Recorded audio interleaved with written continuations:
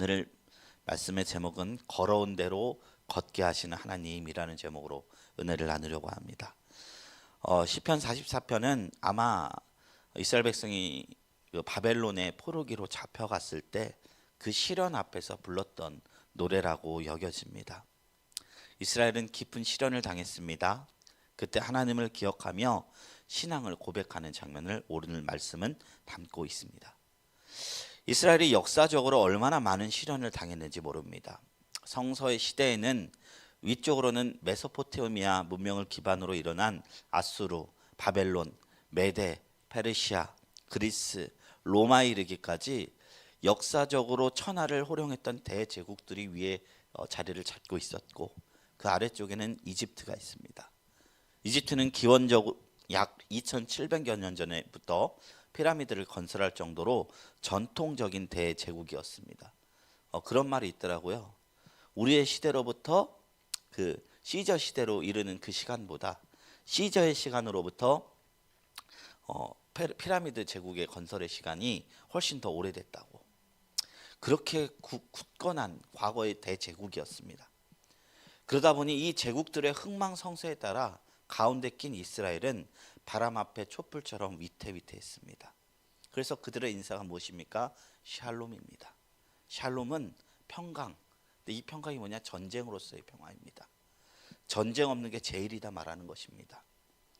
너무나 전쟁의 위험에 취약한 나라가 이 이스라엘이었습니다. 그런데 그런 가운데서도 이스라엘은 굳건히 서서 나라를 세웠습니다. 이 모든 것은 하나님의 전적인 도우심이 있어서 가능한 것이었죠. 오늘의 노래는 그것을 기억하고 현재 암울한 상황 속에서도 소망을 가지는 노래라고 볼 수 있습니다. 오늘 시편 말씀을 크게 본다면 세 부분으로 나눌 수 있습니다. 첫째는 1절부터 8절에 과거 하나님께서 행하셨던 일을 회상하는 장면입니다. 그리고 둘째로는 9절부터 16절 현재의 고난과 하나님의 침묵에 대한 고백에 대한 구절입니다. 그리고 셋째로 17절부터 22절 그럼에도 불구하고 변함없는 신앙 고백, 이런 구조를 담고 있어요. 그 구조적인 교훈이 있죠. 구원하신 과거를 기억하며 오늘날 여전히 살아계신 하나님의 구원을 바라는 성도의 모습이 이 구조에서 나오고요. 이 시편을 깊이 묵상하며 나갈 때 우리는 고난 속에서도 왜 하나님을 침묵해야 하는지, 신뢰해야 하는지 그 이유를 다시금 정리할 줄로 믿습니다.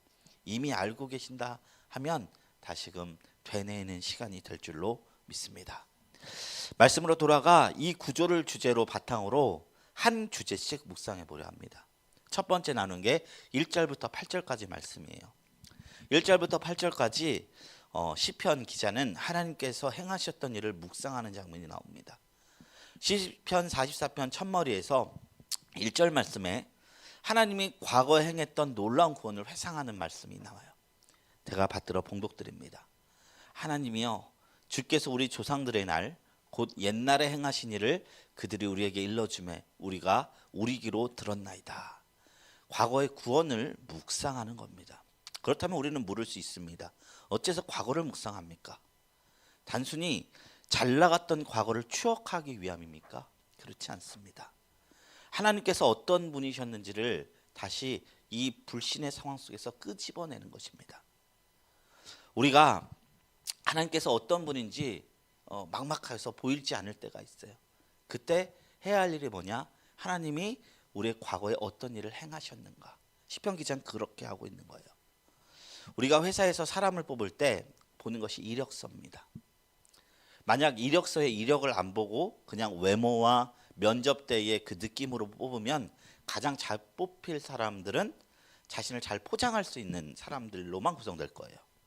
그리고 이 사람이 거짓말을 했는지도 분별하지 못할 겁니다.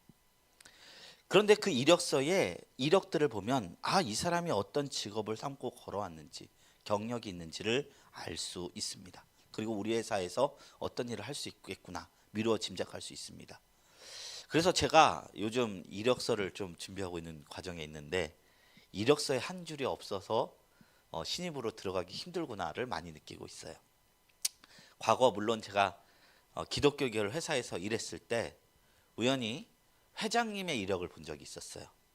양력을 보니까 생각보다 단촐하셨어요. 신학교 졸업하신 것, 목사 되신 것 평범하잖아요.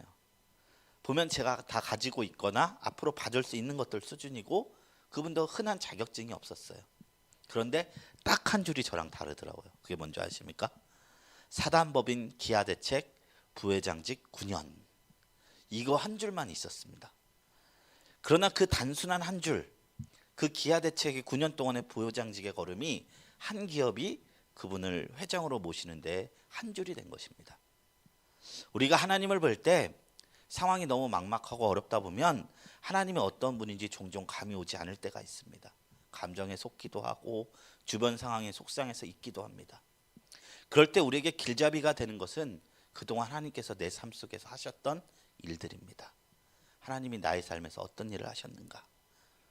성경에 쓰여진 대로는 죄인된 우리를 사랑하셔서 그 독생자 아들을 보내시고 우리의 죄를 대신하여 심판하시고 우리를 구원하시고 우리를 자녀 삼아 주셔서 세상 끝날까지 함께 계시겠다는 약속을 주신 것을 다시금 되뇌이는 것이고, 우리네 삶 속에서 적용하자면 과거 나의 삶 속에서 내가 응답받을 수 없는 상황 속에서 구원해 주신 하나님의 일들을 기억하는 것입니다. 내 힘으로 뚫고 갈 수 없었던 많은 일들을 뚫게 하시고 지금 이 자리에 서 있게 해주신 분, 돌아보니 은혜였던 일들, 구원을 주신 일들, 우리는 지난날 하나님께서 우리의 삶에서 어떻게 일하셨는 것을 기억하며 오늘 내가 걸어갈 길을 발견할 수 있다는 것입니다. 시인 또한 이 시편 44편 시인 또한 고통의 현상 속에서 하나님께서 옛적에 행한 일을 되돌아봅니다.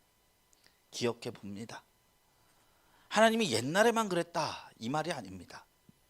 하나님은 어제나 오늘이나 여전히 동일하시고 살아계신 분이라는 것을 믿고 그 믿음을 보고 내가 주님 이 일을 행하신 하나님을 바라보며 오늘의 고통을 견뎌내겠습니다 고백하고 있는 것입니다.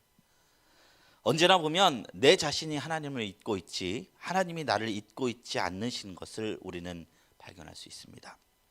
나도 다시 주님을 기억하겠다는 신앙의 회개의 모습을 담은 것이 오늘 전반부 1절에서 8절까지의 회상의 장면에서 볼 수 있는 교훈들입니다. 그래서 이 6절의 마지막의 부분에 보면 시인이 믿음의 고백을 하고 있어요. 나는 내 활을 의지하지 아니할 것이라 내 칼이 나를 구원하지 못하리이다 고백하면서 모든 일의 주관자이신 하나님만을 바라보고 있는 것입니다. 성경이 우리에게 알려주는 또 하나의 진리 중 하나는 무엇입니까? 하나님은 우리에게 감당할 만한 시험만을 허락하신다는 사실입니다. 요즘에 이제 수능 시험을 비판하는 유명 강사의 말을 들은 적이 있어요. 근데 수능 시험이 학생들 변별력을 키운답시고 이 학생들이 교과서를 보고 풀 수 없는 수준으로 이제 킬러 문항이라고 그런 걸 하나씩 꼭 낸대요. 근데 그렇게 되면 이건 교수와도 못 푼다. 이런 것을 변별하겠다고 내는 이제 출제자들 반성해야 된다. 뭐 이런 말들을 강사들이 이야기를 합니다. 그런데 하나님은 우리에게 킬러 문항을 주시지 않는다는 것입니다. 우리가 작금에 일어난 문제를 해결할 방법을 하나님은 우리 인생의 과거에 두셨다는 겁니다. 믿을 수 있는 자산이 우리에게 안에 있어요. 그 모든 게 그냥 하늘에서 뚝 떨어진 게 아니라 그동안 동행하신 하나님과의 동행 속에서 이게 있는 것입니다. 그리고 더 나아가 교회도 허락해 주시고 꼼꼼히 우리가 이것을 바라볼 때에 우리의 작금의 문제를 풀 수 있는 것입니다. 못 풀 것 같죠. 그러나 하나님이 나를 더 잘 아시기 때문에 결국에는 우리 힘으로 이걸 풀었단 말이야. 이런 고백을 했을 줄로 믿습니다.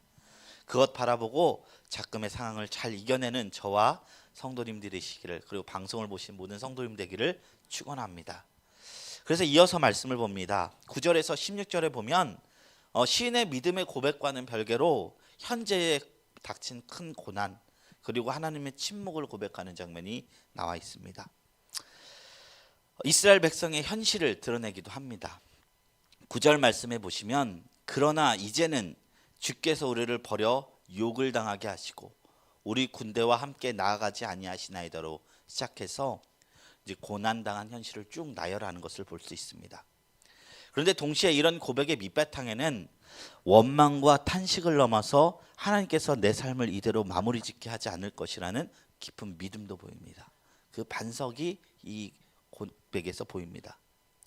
때로는 애매한 고난이 우리를 찾아와 우리의 마음을 어지럽힐 수 있지만 그럼에도 불구하고 그 순간에 하나님의 뜻과 하나님의 계획은 여전히 우리의 삶 속에 이루어지고 있다는 것을 시인은 바라보고 있는 것입니다. 우리는 이 탄식 속에서도 믿음을 바라볼 수 있습니다. 우리도 고통 속에서 믿음이 자라나는 신비를 경험할 수 있습니다.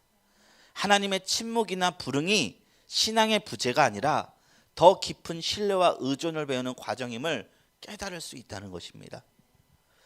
그러나 그 귀한 진리에도 별개로 우리는 살과 피를 가진 존재다 보니까 삶의 고난 속에서 때론 깊은 탄식할 수 있습니다. 오늘 신앙 기자 그랬죠. 이분이 믿음이 없어서 이런 말을 고백을 한 것이 아니라 너무 힘들어서 그랬던 거예요. 신앙의 선질들도 그랬습니다. 욥도 다윗도 탄식으로 가득 찬 시를 내뿜었고 예레미야도 그랬고 엘리야도 그러했습니다. 모세가 시편 91편 10절에 보면 우리의 연수가 70이요 강건하면 80이라도 그 연수의 자랑은 수고와 슬픔뿐이요 신속히 가니 우리가 날아가니다 말하며 인생이 수고와 슬픔으로 가득 찼다는 것을 이야기하는 걸 볼 수 있습니다. 아무도 이것에서 예의인 자들이 없다는 것이죠. 이 세상에 살아가는 모든 이들이 각자의 어려움을 진 채 걸어가고 있습니다. 저는 어려움이 없다고 말하는 이보다 이 어려움을 직면하고 부정하지 않고 꿋꿋이 걸어가는 모든 걸음이 박수받아 마땅하다고 생각합니다. 시편 기자도 믿음이 있다고 하면서 어려움을 외면치 않았습니다. 오히려 이 어려움이 하나님의 손에 있음을 고백합니다. 어떤 사람은 그래요. 어려움은 마귀가 주는 것이고 좋은 일은 하나님이 주는 거라고. 그렇게 하지도 않아요. 모든 일의 주권자는 하나님 아버지시다. 그 아버지께 간구하여 내가 해결책을 보겠다고 고백하는 것입니다. 그래서 11절 14절에 보면 11절부터 14절에 보면 이 어려움이 하나님의 손에 있다는 걸 고백해요. 이게 잘못 보면 오해 같아요. 하나님이 날 괴롭게 했다 같은데 그런 의미가 아니라 하나님이 이 어려움의 주관자라는 걸 고백하는 거예요. 주님께서 우리를 넘겨주셨고 주님께서 이 백성을 흩으셨고 주님께서 나를 조롱받게 하셨고 이것이 원망과 탄식을 담아서 고백하는 것이 아니라 직시하는 고백인 것입니다. 주님, 제가 주님께서 행하신 심판 앞에서 여전히 주의 언약을 어기지 않겠습니다. 주님께서 행하신 심판 앞에서 여전히 하나님을 바라보겠습니다. 왜냐? 이 고백의 그 밑바탕에는 하나님의 어떤 분인지 너무나 잘 알고 있는 깊은 하나님의 인식이 있기 때문입니다. 우리를 사랑하시고 구원하시고 인도하신 주님께서 이러한 일을 행하신 이유가 분명히 있음을 기억하고 시험을 이기겠다는 것입니다. 어려움을 직면하고 하나님 바라보면 우리가 나아갈 길이 보입니다. 오늘 말씀의 제목대로 우리가 걸어온 대로 걷게 하시는 하나님이십니다. 에베네셀 하나님, 그 에베네셀 하나님이 앞으로도 걷게 하실 것입니다. 그래서 이 17절부터 이어지는 시인의 고백은 이 어려움을 딛고 외치는 신앙의 고백으로 이어집니다. 17절부터 22절이에요. 17절만 일단 제가 읽어드리겠습니다. 이 모든 일이 우리에게 임하였으나 우리가 주를 잊지 아니하며 주의 언약을 어기지 아니하였나이다. 위대한 고백입니다. 어쩜 저렇게 상처받지 않는 듯 하나님께 믿음의 고백을 할 수 있을까? 류시화 작가가 쓴 책의 제목도 생각합니다. 사랑하라 한 번도 상처받지 않은 것처럼. 시편 44편의 후반부는 고난의 시기에도 불구하고 변함없는 신앙을 유지하는 이스라엘 백성의 결단을 보여줍니다. 저도 선포하고 싶습니다. 신뢰하라. 한 번도 시험받지 않은 것처럼. 이 앞에 우리가 말씀 앞에 쓰면 우리는 우리의 신앙이 더욱더 단순해지는 것을 발견하게 될 것입니다. 이전에는 굉장히 복잡했던 신앙의 어떤 생각들이 점차 어린아이 같아지고 주님의 힘이 아니면 주님의 도우심이 아니면 주님의 일하심이 아니면 나는 아무것도 아니라는 이 진리를 고백할 수 있는 지혜를 얻게 되는 것입니다. 성경이 말하는 지혜는 무엇이냐? 스마트함도 아닙니다. 똑똑함도 아닙니다.